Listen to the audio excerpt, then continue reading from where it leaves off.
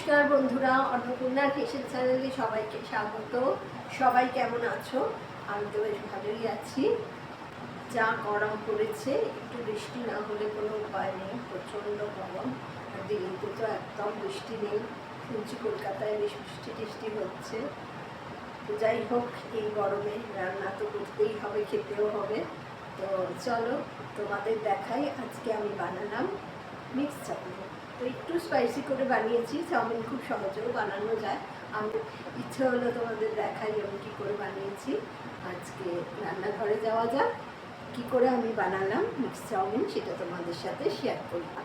আমার রান্নাগুলো যদি তোমাদের ভালো লাগে তো আমার ফেসবুক পেজটা ফলো করে দিও, আর ইউটিউব চ্যানেল অন্নপূর্ণার হিসেবটা সাবস্ক্রাইব করে দিও।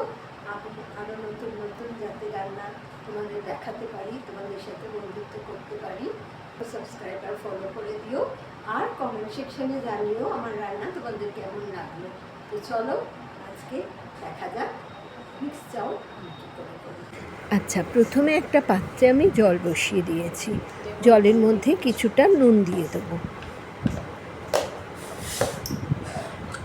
কারণ চাউটা সেদ্ধ করতে হবে। আর দিয়ে দেবো অল্প একটু সাদা তেল, যাতে চাউটা না জড়িয়ে যায়। আচ্ছা, এদিকে আমি কড়া বসিয়ে দিয়েছি, কড়ায় তেল দিয়ে নিয়েছি। আচ্ছা, প্রথমে আমি কিছু চিংড়ি মাছ একটু ছোট করে কেটে রেখেছি, কারণ চিংড়ি মাছগুলো খুব বড় ছিল। তো চিংড়ি মাছটা আমি প্রথমেই সাদা তেলে ভেজে নেব। খুব বেশি শক্ত করে ভাজবো না, একটু কারণ চিংড়ি মাছ বেশিক্ষণ সেদ্ধ করার দরকার হয় না। অল্প একটু নাড়াচাড়া করলেই এটা সেদ্ধ হয়ে যায়, আর বেশি ভাজলে এটার টেস্ট নষ্ট হয়ে যায়। তো আমি এতে একটু নুন দিয়ে দেবো, দিয়ে চিংড়ি মাছটাকে একটু ভেজে নেব।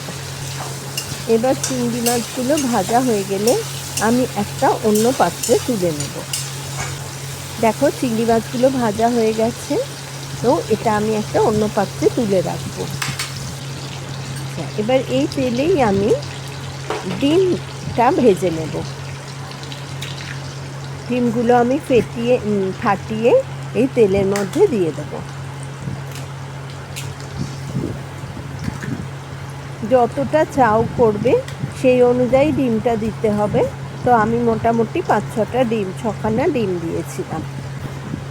আচ্ছা, এবার ডিমের মধ্যে একটু নুন দিয়ে দেবো। নুন দিয়ে ভালো করে এটাকে নেড়ে চেড়ে আমি ভেজে নেব। এবার এটা আমি একটা যেই পাত্রে চিংড়ি মাছটা তুলেছি ওই পাত্রে তুলে নেব। আচ্ছা, এবার আমি একটা সস তৈরি করব।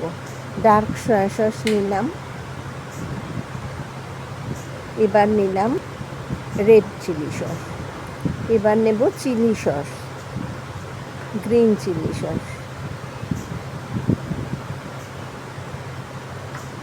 অল্প পরিমাণেই দেবো যাতে খুব বেশি ঝাল না হয়ে যায়। এবার দেব এই সস, দিয়ে একটু ভিনিগার দেব, দিয়ে এটা ভালো করে মিক্সড করে রাখবো। আচ্ছা, এতে চিকেনও দেওয়া যায়, কুচি কুচি করে কেটে চিকেনগুলো দিলে এরকম করেই ভেজে নিয়ে তুলে রাখতে হয়। তো আমি আজকে চিকেন দিইনি, শুধু চিংড়ি আর ডিম দিয়েছি। এদিকে আমার জলটা ফুটে উঠেছে, যে জলটা বসিয়েছিলাম জলের মধ্যে আমি চাউগুলো দিয়ে দিলাম। খুব বেশিক্ষণ সেদ্ধ করব না। আচ্ছা, এতে একটু ভিনিগার দিয়ে দিলাম, 1 ছিপি মতো ভিনিগার দিয়ে দিলাম। খুব বেশি সেদ্ধ হলে ভাজতে হলে টেস্ট নষ্ট হয়ে যায়। মোটামুটি একটু গরম জলে দিয়ে একটু ফুটবে, তারপরেই এটা তুলে নেব আমি। আচ্ছা, ওপরে একটু তেল ছড়িয়ে দেবো, আগেও তেল দিয়েছি, যাতে না এই চাউগুলো জড়িয়ে যায়। তো দেখো, আমার চাউগুলো সেদ্ধ হয়ে গেছে, এটা আবার আমি তুলে নেব। আর এদিকে আমি কেটে রেখেছি, দেখো, বাঁধাকপি, গাজর, ক্যাপসিকাম, স্প্রিং অনিয়ন, পেঁয়াজ আর বিনস আর কাঁচা লঙ্কা, এগুলো আমি কেটে রেখেছি। আচ্ছা, এদিকে আমার চাউটা সেদ্ধ হয়ে গেছে, তো এটা আমি তুলে একটা ঝাঁঝরির মধ্যে রেখে দেবো যাতে জলটা ঝরে যায়। আচ্ছা, একটা পাত্রে ভালো করে তেল মাখিয়ে নেব।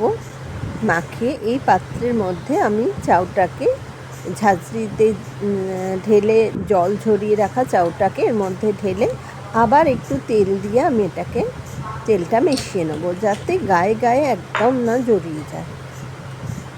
এটাকে ভালো করে তেলটাকে আমি মিশিয়ে নেব।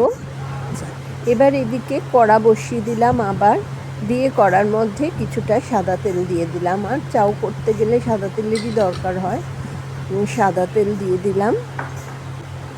এবার আনাজগুলো আমায় একে একে ভেজে নিতে হবে। প্রথমে গাজরগুলো দিয়ে দিলাম, আলাদা আলাদা করে ভাজা যায়, কিন্তু আমি সব একসাথেই ভেজে নিয়েছি। যেগুলো একটু সময় লাগে সেগুলো আগে দিয়েছি, আর যেগুলো সময় কম লাগে সেগুলো পরে দিয়েছি। তো মোটামুটি একসাথেই আমি ভেজে নিয়েছি। প্রথমে গাজর দিয়েছি, তারপরে দিয়ে দিলাম পেঁয়াজ, তারপরে দিয়ে দিলাম বিনস, ক্যাপসিকাম, তারপরে দিয়ে দিলাম বাঁধাকপি, আর কাঁচা লঙ্কাগুলো রাখা রইলে এগুলো পরে আমি ইউজ করব। তো ভালো করে আমি আনাজগুলো ভেজে নেব। এবার দিয়ে দেবো আমি কিছু স্প্রিং অনিয়ন, আর কাঁচা লঙ্কাগুলো আমি দিয়ে দিলাম। দিয়ে এবার আবার এটাকে নাড়াচাড়া করে আমি ভেজে নেব। আচ্ছা, এবার এতে আমি দিয়ে দেবো কুচিয়ে রাখা কিছু রসুন। তো আমার আনাজগুলো ভাজা হয়ে গেছে। এবার আমি যে সসটা বানিয়ে রেখেছিলাম ওটা ঢেলে দিলাম এই আনাজগুলোর মধ্যে, দিয়ে এটা ভালো করে নাড়াচাড়া করব।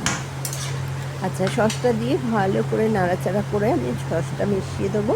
দিয়ে ডিম আর যে চিংড়ি মাছটা আমি ভেজে রেখেছিলাম সেটার মধ্যে দিয়ে দেবো। দিয়ে আবার এই সসটার সাথে ভালো করে মিশিয়ে নেবো ডিমটা, চিংড়ি মাছটা। আচ্ছা, এটা মেশানো হয়ে গেছে। এইবার আমি দিয়ে দেবো আমার চাউটা দিয়ে এইবার খুব সাবধানে নাড়াচাড়া করতে হবে যাতে না চাউগুলো ভেঙে যায়।